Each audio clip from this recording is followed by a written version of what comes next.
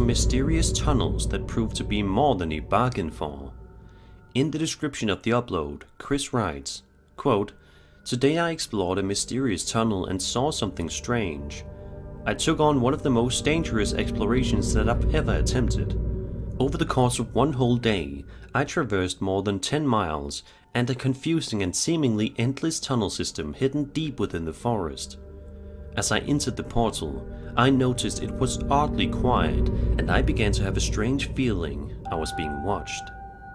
While I continued to explore deeper within the tunnels, I started to notice signs that I may not be alone, which led me to have one of the most terrifying encounters I've ever experienced.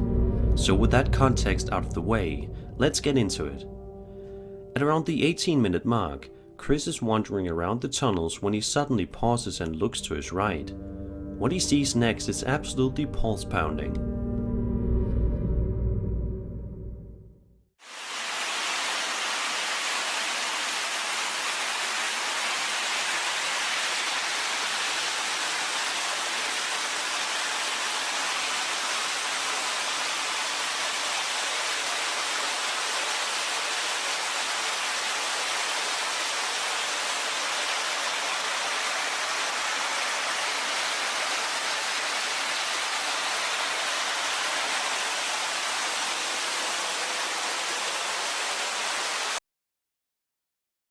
Of the SCP Foundation series and is simply titled Substation 9. The story in question follows an unnamed man who says that he works as a security guard at a facility during the graveyard shift, checking various substations to make sure an OCB hasn't been tripped. He says that the area is a couple thousand acres of woodlands, rivers, and country roads, with the occasional warehouse in a field, and says that calling it remote would not do it justice. Sadly, he explains that the townsfolk were forced to flee after a colossal flood destroyed a large portion of the surrounding area. But as for his job, he explains that he does the exact same thing every single day. Check substations and pumps to make sure they're fully operational and in working order. Some of the tunnels he worked in are centuries old, and the blueprints of which have been destroyed by the devastating flood. Because of this, he says that there is an almost colloquially shared statement that nobody should go inside the basements. Don't wander, don't explore, go down, do your job, and come right back up. No funny business. And one last thing, always bring a backup flashlight just in case your other one dies. Otherwise, you're screwed.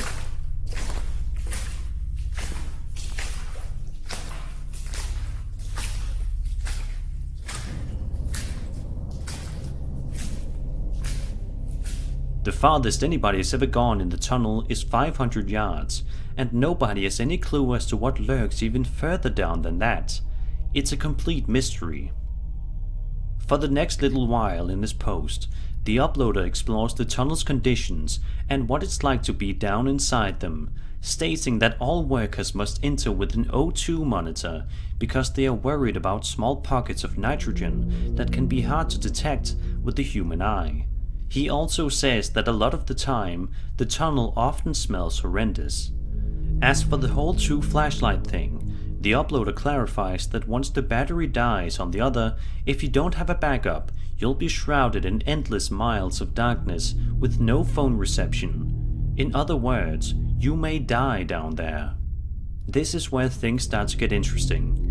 The uploader talks about his co-worker, who he identifies as John, saying that he was a clever man and good for numbers.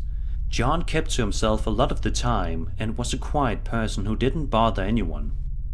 One year, during a thaw, some pumps were getting overwhelmed, too much water was coming in, and they simply couldn't pump it fast enough. John wanted to hook up some of these old centrifugal pumps that were sitting around in the basements.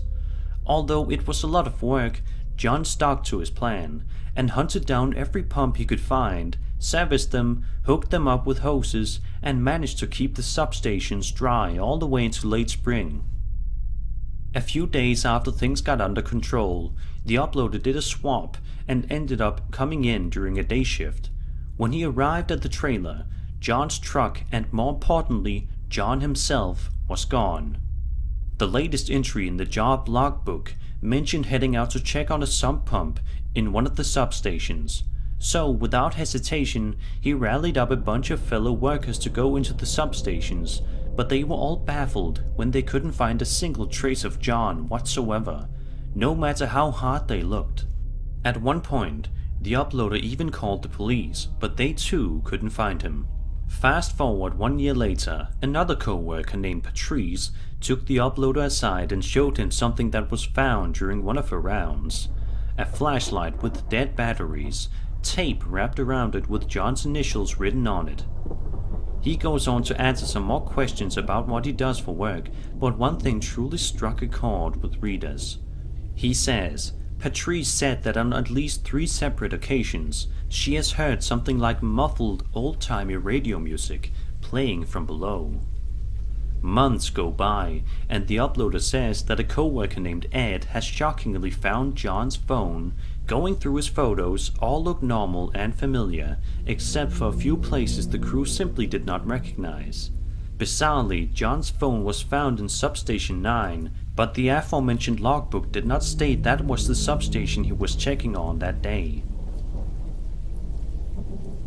A little later, police were called to do another investigation, and sure enough, they think they found John's body.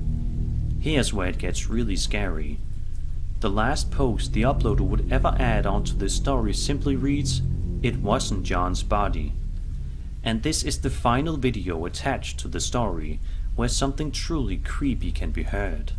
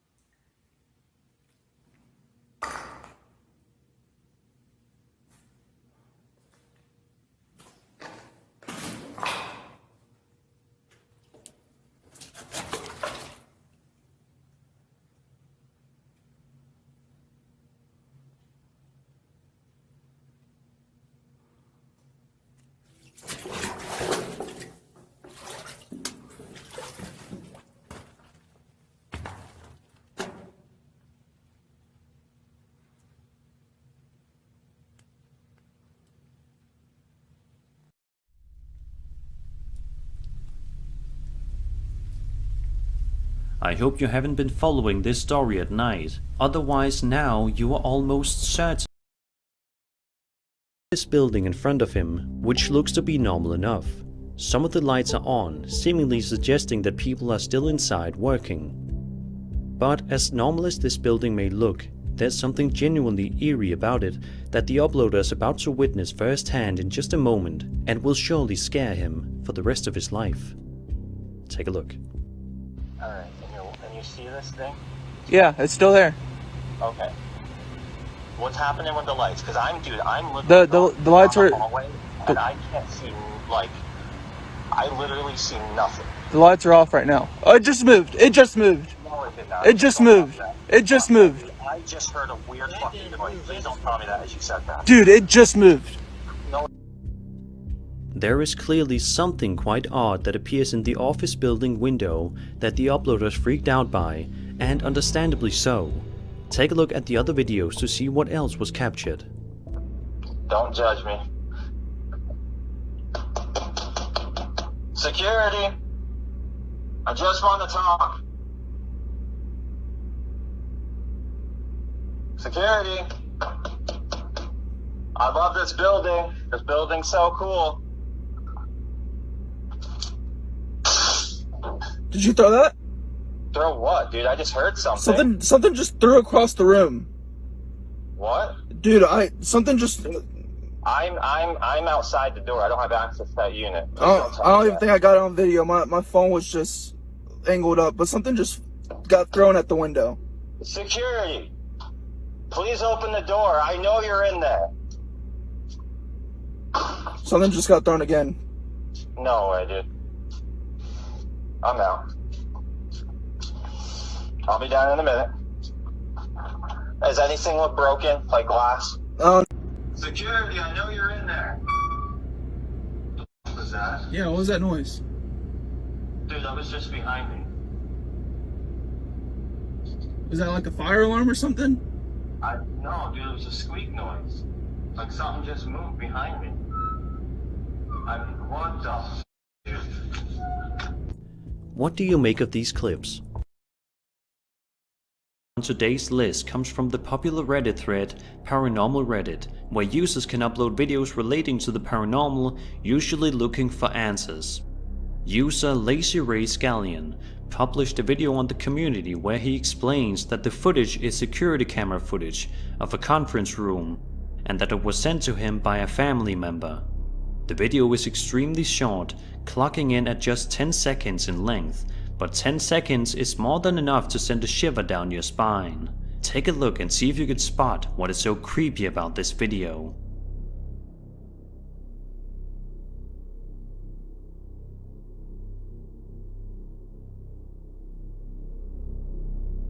In case you missed it, in the background, we can see a black shadowy figure walking around and then disappearing shortly after, almost like it wasn't even there. Zooming in and slowing down the footage doesn't really make it easier to...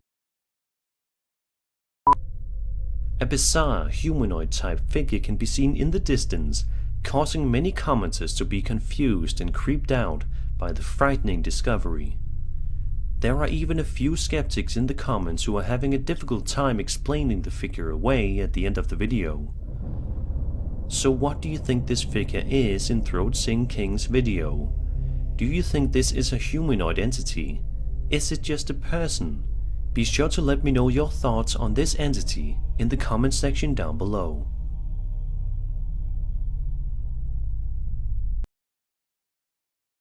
Channel on October 25th, 2020, she ventures out to an old haunted church, which appears to be run down and where many have claimed to have experienced paranormal activity. The video in question is over 40 minutes long and is jam-packed with tons of creepy content for you all to enjoy. But one of the creepiest moments happens at around the 27-minute mark, when Amy sits down in a certain area of the church and hears strange noises that frighten her. Take a look. Did somebody say Tom earlier?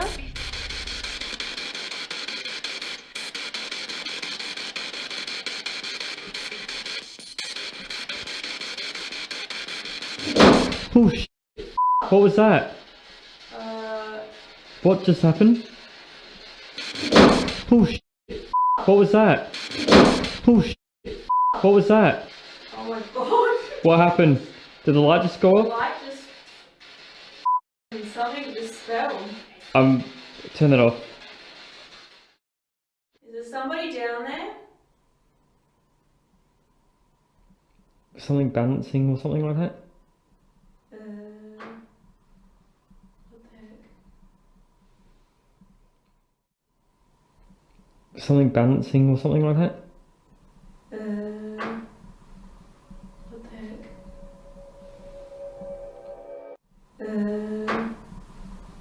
What the heck? Then, just a couple of minutes later, Amy proceeds to another room in the church and begins to sit down for a little bit. But they seemingly can find peace even when taking a breather, because something odd gains their attention. Look at this. I don't know. Let me come around that side so people can see. So this is Amy's look. box that It's not like a floppy thing, like I actually need to... And the cable's gone off now. It's moving. It moved. Am I making it? You can blame faulty batteries or electronics within the ball, but that seems like reaching for answers at that point. Of course, it is entirely possible, but ruling out the paranormal doesn't seem fair. Regardless, Amy's video has plenty of moments that are sure to give you the creeps. Phone company. Throughout the decades, it changed to many different places, including a women's club, but was eventually turned into a Masonic temple in 1985. However, the building was left abandoned in the year 2000 after Freemasons decided to go elsewhere. Ever since then, it has been untouched. The nearly 20-minute video is packed full of creepy bits and is sure to satisfy those who love urban exploration videos. But without a doubt, the most unsettling moment comes about midway through the footage, when Chris walks into a massive room that seems to be completely empty. Except it isn't. It's really sad that they let this historical place fall apart like this.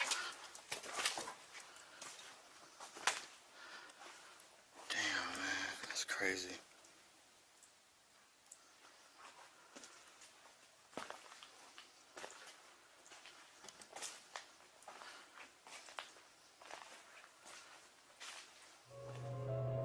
It may be hard to see when initially viewed, but when the clip is slowed down and the brightness is adjusted, you can see what appears to be a dark shadow walk inside a room before disappearing entirely. Chris states that while he was filming in that room, he thought he saw something move out of the corner of his eye, but wasn't entirely sure because of how dark it was in the room. When he reviewed the clip later on, however, all of his worst suspicions were proven to be true. What do you think this dark figure is, and what were its intentions? Is it really an entity, or is it just a trick somehow? Because you're able to essentially go through a virtual time machine and see life as it was for you and your family years in the past. In short, a home video of your kids is often a video you cherish, and upon first glance, this video of a young boy dancing along to a song by the rock band Green Day is exactly that too, an innocent and cute video. But this home video soon takes an incredibly sinister and unsettling turn. Dance. Dan, look at Liza, go like this. Liza, hey, like this. Liza, look at, hey. Liza, go like this.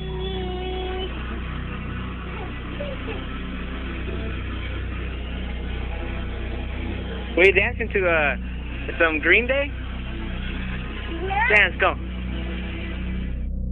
The dancing boy turns around after a few moments, and it's then when he starts to look at something. This something strangely resembling that of another young boy. But if you look carefully, you can tell for certain that it's not a reflection from a mirror or anything like that, but rather a completely different child.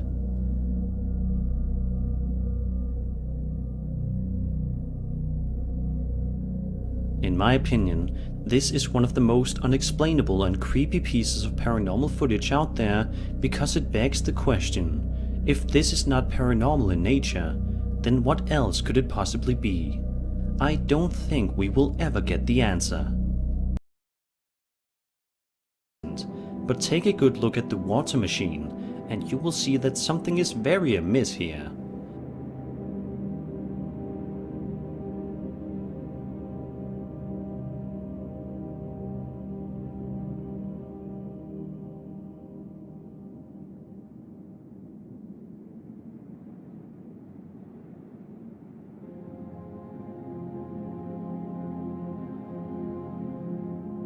Then a different angle a few moments later shows some very creepy things happening in the kitchen. Take a look. To see if anybody, or to see who it was. Yeah, right. But you also mentioned on the phone when we talked to you that there was an odor as well. Yeah, it almost smelled like a butcher shop. A butcher shop. Yeah. I gotta say that's some of the best paranormal footage that I've ever seen. Who do you believe wrote the journal then? I honestly have no idea. What are you hoping to find out from our investigation? Well, I'm kind of hoping that you guys are able to bring peace. A while later in the video, the paranormies are using an Oculus device in one of the bedrooms, which speaks to them saying reason. Then immediately afterward, this happens.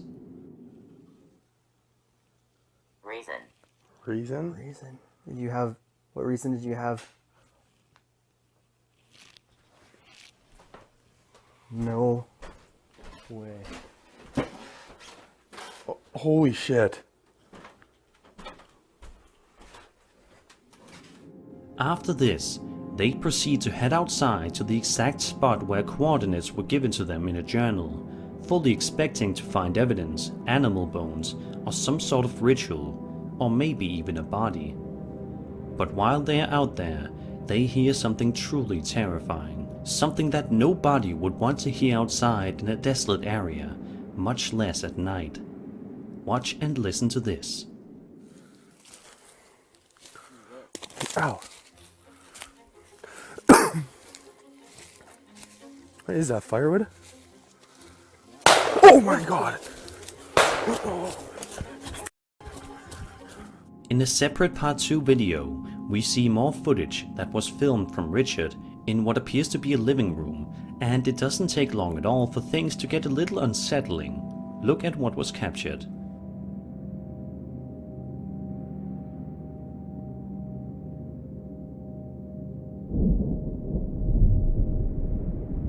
A couple of minutes later, the paranormies are sitting down at a table for a moment, but still making sure that they are still recording. It's a good thing that they were, otherwise they would not have been able to capture this terrifying incident on camera.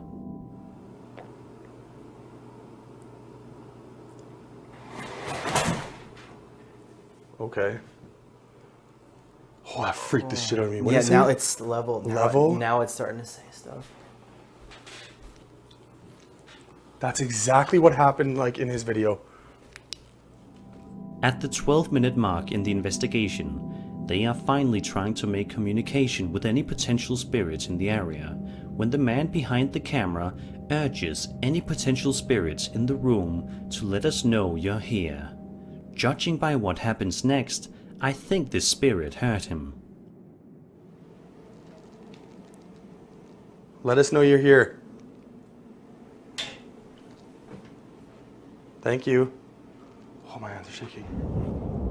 The group then conducts the investigation in other areas of the house, but are stopped short when they hear something eerie coming from the upstairs area. Listen to this. It sounds like somebody else is in this house. Oh my god. That's loud. That's...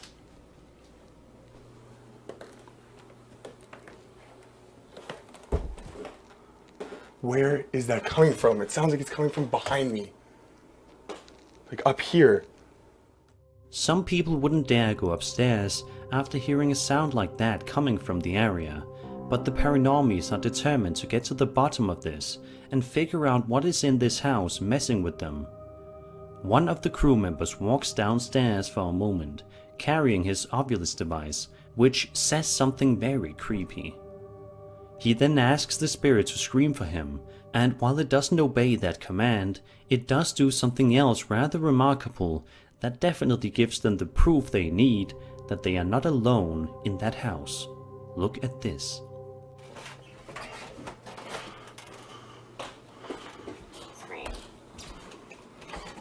Scream? Can you scream for me? Can you imagine?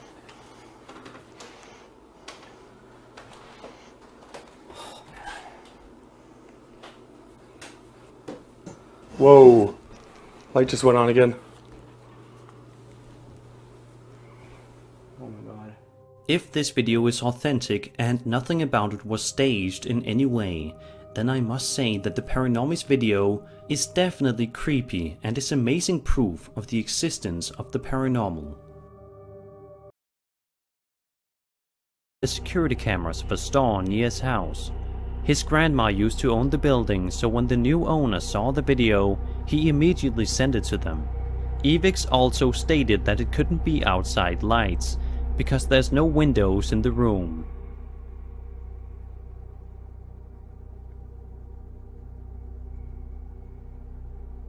Whoa. After tagging me, I decided to contact him privately.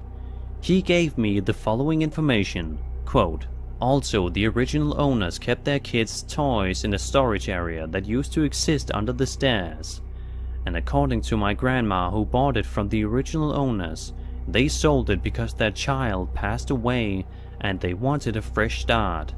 The way it leaps over the staircase and seems to go under the stairs makes me think maybe it's the ghost of the kid and he's looking for something to play with." End quote. From the information gathered, it would seem like this could possibly be the ghost of a child.